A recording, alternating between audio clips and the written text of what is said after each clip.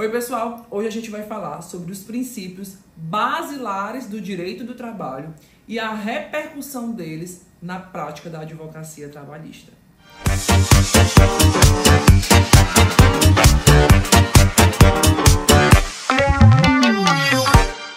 Sim, eu sei que assim como eu, você não prestou atenção naquela parte do direito do trabalho, lá na sua faculdade, que o professor falava dos princípios do direito material e também da parte processual.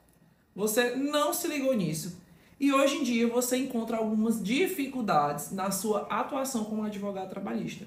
Pois eu lhe falo que existem princípios de muita significância, de muita relevância, que tem aplicação prática. Não é aquela coisa abstrata, filosófica, daquela parte de sociologia, filosofia. Não, é prático. E aqui eu vou abordar os principais. A gente vai iniciar pelo princípio da primazia da realidade dos fatos. Meu povo, é a base de uma petição inicial e de uma contestação. Ou seja, se eu tenho um documento que diz uma coisa, mas a realidade é totalmente outra, eu tenho o direito de informar isso ao juiz e de fazer prova, na verdade é minha obrigação, contra aquilo ali que está documentado. Então vamos lá. O trabalhador, ele trabalha em uma jornada, mas o cartão de ponto dele é outra jornada. Então o que é que ele precisa fazer na petição inicial? O advogado precisa informar isso. Lá no cartão de ponto tem que ele trabalhava de 8 às 5, mas ele trabalhava de 7 às 7. E aí cabe a ele fazer prova dessa informação, de rebater o que está nos cartões de ponto. Da mesma forma que o reclamante, o funcionário, diz, eu tenho 3 filhos menores e nunca recebi salário família da empresa. Tá, mas eu tenho aqui um documento que ele diz que não tem filhos. Ele nunca chegou para a empresa para apresentar os documentos necessários para poder ser feito o pagamento do salário família.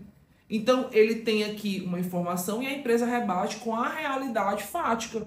Não é a realidade da legal, não é que o que impõe a CLT. É a fática. Ele nunca chegou para mim para trazer os documentos, ponto. E é ele que tem que provar que entregou tudo.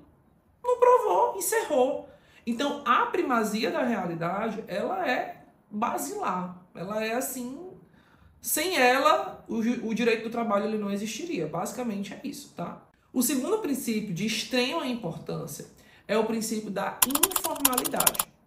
O que é que acontece? Muitos advogados de outras áreas acham até um pouco o direito do trabalho meio bagunçado. E é. Mas por quê? O princípio da informalidade, ele aponta que o direito do trabalho não tem uma forma rígida para os seus atos. Isso por quê?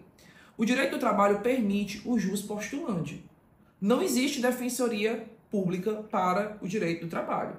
Então, nesse caso, é dado ao trabalhador a opção dele ir lá, na vara, e ir atrás de reclamar os direitos trabalhistas dele, ele mesmo, ele indo na audiência, ele se representando. Então, por conta dessa alternativa, não pode se exigir uma rigidez técnica.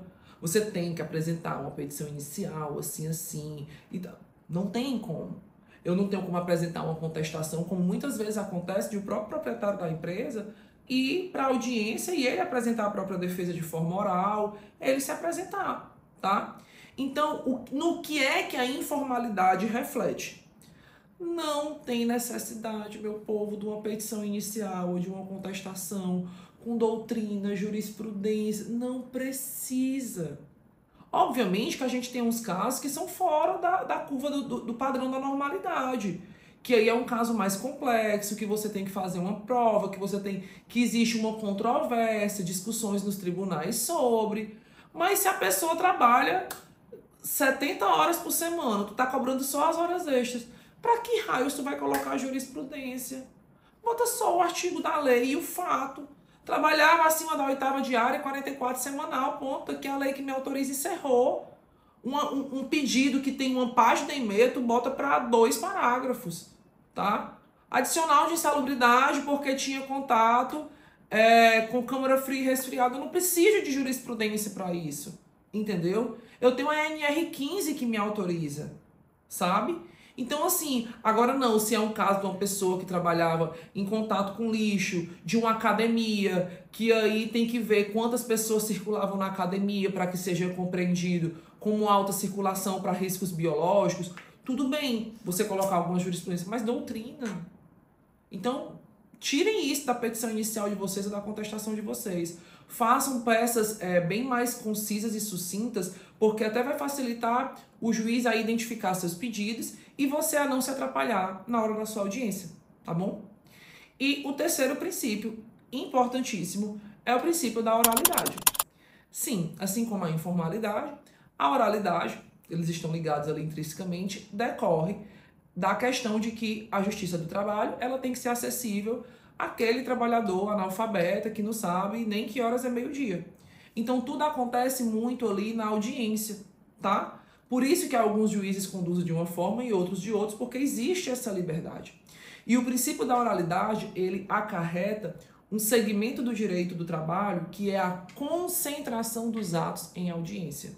Então tudo de importante no processo, ele acontece na audiência, ali, falando, perguntando, inquirindo, fazendo perguntas, fazendo requerimentos, protestando, fazendo razões finais, orais, fazendo manifestação oral, impugnando documentos. Então, isso decorre, essa rotina do direito do trabalho decorre do princípio da oralidade. Então, você tem que saber disso para você se preparar adequadamente para uma audiência, para uma atuação no direito do trabalho. Se esse vídeo fez sentido para você, te ajudou de alguma forma, curte, se inscreve no meu canal e fica atento para receber outros vídeos similares a esses que vão te auxiliar a atuar com mais segurança na advocacia trabalhista.